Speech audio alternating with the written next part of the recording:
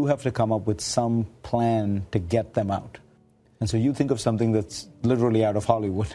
I think of Hollywood because I had some dealings with Hollywood, and I trusted them. I knew some really smart people out there. My masters thought it was a little crazy. But explain the idea. You decided that you were going to try to make these people seem like people who had come from Hollywood, from a production company, scouting for desert locations. Exactly, yeah. So rather than hide them in the crowd, we decided to put them up front and center. It's what we call a distraction. The morning at the U.S. Embassy in Tehran unfurled under a sky layered with restless, shifting clouds. The usual chorus of anti-American slogans surged outside, a constant backdrop of tension that the staff had grown accustomed to. Mark and Cora Lijek, a young couple on their first foreign service post, exchanged glances as they sipped their morning coffee. But this time, the chants swelled louder than usual, vibrating the walls and windows. It was an uneasy symphony that hinted at the storm brewing beyond the gates. Cora adjusted her scarf, smoothing out invisible creases as she glanced around the consulate. Her eyes met those of Joseph Stafford, a consular officer whose taut expression mirrored her own anxiety. His wife, Kathleen, worked steadily at his side. Robert Anders, a senior officer, sat with a stack of papers that no longer seemed relevant amidst the rising uproar. When whispers about a problem at the gate reached their ears, unease hardened into dread.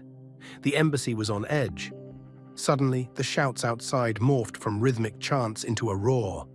The first wave of militants, young and fervent, scaled the walls. With the snap of a lock and the clatter of a gate swinging open, what had been a slow trickle of intruders transformed into a flood. The compound was no longer a fortress, but a captured prize. Huddled in the consulate, Mark and Cora clutched at the fragile hope that their building might remain overlooked. Its ground floor, recently stripped for renovations, was nearly vacant, a potential stroke of luck. But as power faltered and the lights blinked out, the room darkened and a cold wave of panic swept through them. "There's someone on the roof," a voice whispered. Cora's heart drummed a frantic beat. Another staffer muttered about smoke, and a tremor of fear rippled across the room. The Iranian employees, their eyes reflecting both terror and resignation, whispered prayers. The specter of revolutionary justice, swift, brutal, loomed over everyone. Someone sobbed quietly in the dark. Outside, the noise of the triumphant mob rose and fell like a tide punctuated by sudden, sharp gunshots. The air grew thick with the unspoken realization: it was time to flee. The Americans sprang into action, visa plates were smashed to fragments, and an evacuation plan crystallized under the Marine sergeant's watchful eye. "We'll go in groups, locals first, then the married couples, then the rest." The heavy roll-down doors were unlocked, creaking as they revealed the drenched street outside. Rain lashed against the pavement, washing the city's filth into hurried rivers. The street was, blessedly, empty. But luck proved fickle. One group heading north was captured almost immediately, shepherded back to the compound under the sharp orders of armed men. A shiver of horror rippled through those who remained, but the rest pushed on. Mark, Cora, the Staffords, Anders, and a small number of Iranians wove through alleyways, their breaths shallow and uneven.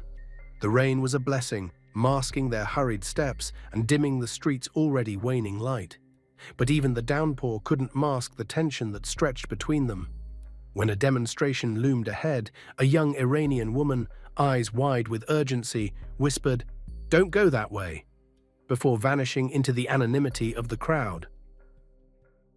Anders led them toward his apartment, nerves strung so tightly that each sound became a potential betrayal. The Comite's headquarters loomed nearby, a beacon of revolutionary power draped in menace. The group slipped past, single file, scarcely breathing. Their limbs trembled with exhaustion and terror when they finally closed the apartment door behind them. In the silence, Anders switched on his lunchbox radio, a lifeline to the embassy's crackling frequency. The Marines' urgent voices relayed disjointed updates. Codename Palm Tree, Henry Lee Schatz, a watchful eye from his office across the street, spoke in clipped tones. "Weapons are being unloaded from trucks." The embassy was lost, engulfed by chaos. Their only link to safety was that feeble, wavering radio signal, and it too would soon fall silent. The sun rose the next morning to find them exhausted and cornered. In Washington, Tony Mendez's arrival at the CIA headquarters was met with frenzied shouts and desks brimming with flash cables. The agency buzzed with grim purpose. The CIA, already hollowed by the revolution, had no assets left in Tehran. Mendez, a master of disguise and deception, scanned the room with practiced calm, absorbing the details of their dire situation. When he learned of the 6 Americans hiding in Tehran, his heart thudded with urgency. It was a twist he hadn't anticipated, and the mission that now loomed was clear. He needed to extract them. This was the start of a shadowy plan. Mendez's mind worked with relentless precision. Ideas sparked and dimmed until one crystallized: a fake film crew. Hollywood, with its audacious eccentricity, would provide the perfect cover. He reached out to John Chambers, an old contact with an Oscar-winning pedigree in makeup. Chambers, always eager for intrigue, didn't hesitate. Together they spun a narrative that was as absurd as it was brilliant. A sci-fi movie called Argo, a tale of adventure made to serve as the lifeline for 6 desperate souls. In Los Angeles, the plan unfolded at breakneck speed. Studio 6 Productions emerged, complete with phones, business cards, and ads in Variety. Mendez flew to Iran on January 25th, equipped with everything from Canadian passports to the confident swagger of Kevin Costa Harkins, an Irish film producer scouting for locations. At the Canadian embassy, Mendez met the 6 in hiding.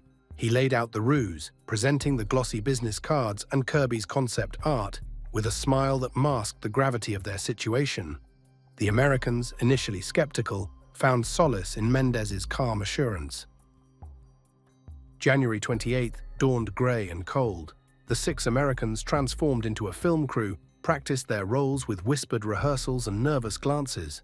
Joe Stafford, ever the skeptic, felt a weight settle in his chest as they approached Mehrabad Airport. Mendez, already inside, scanned the scene with a professional's eye. The guards loomed, guns slung over shoulders, eyes sharp with suspicion. The wait was suffocating, each second ticking louder than the last. Heads down, eyes nervously darting, the 6 Americans tried to blend in with the chaos around them. Joe Stafford, restless, picked up a local newspaper, only to realize that no Canadian film crew would read Farsi. He dropped it, his mistake sending a chill through the group. His anxious murmurs of real names did nothing to calm them. Instead, it stoked their shared dread. Sunlight flooded the terminal as morning advanced, crowds thickening. The guards, clad in dark fatigues, began their slow, deliberate prowl, eyes sharp and expressions unreadable. Mendez's words echoed in their minds: "Look them in the eye, be confident." But the warning was no comfort as the guards barked orders, their presence a palpable threat. The flight delay announcement was like a blow to the chest. Cora's heart raced as a guard's stare swept over them, pausing long enough for her to feel exposed. Mendez, who had slipped away, reappeared with the faintest tension in his jaw. "Delay is short," he muttered. Just then the loudspeaker crackled, "Swissair Flight 363, ready for immediate departure." Relief coursed through their veins, careful not to let it show. They moved with forced calm toward the gate. On the tarmac, Anders caught sight of the plane's name, Aargau, which reminded him of the northern city in Switzerland. Filled with sarcasm, he whispered to Mendez, "You plan everything, don't you?" The engines hummed, and the plane began to roll, lifting them into the sky. As Tehran fell away, a breath they didn't know they'd been holding was finally released. The bar opened, and shaky hands raised glasses. Mendez stood, a rare smile breaking through. "We're home free," he said, the words resonating with a mix of triumph and disbelief. Back in Los Angeles, the phone at Studio 6 rang once, its only call ever. Andy Seidel picked up, holding her breath. The voice on the other end spoke, rough but sure, "It's over. They made it out." And with that, the small office that had engineered an audacious miracle fell silent. Mission complete.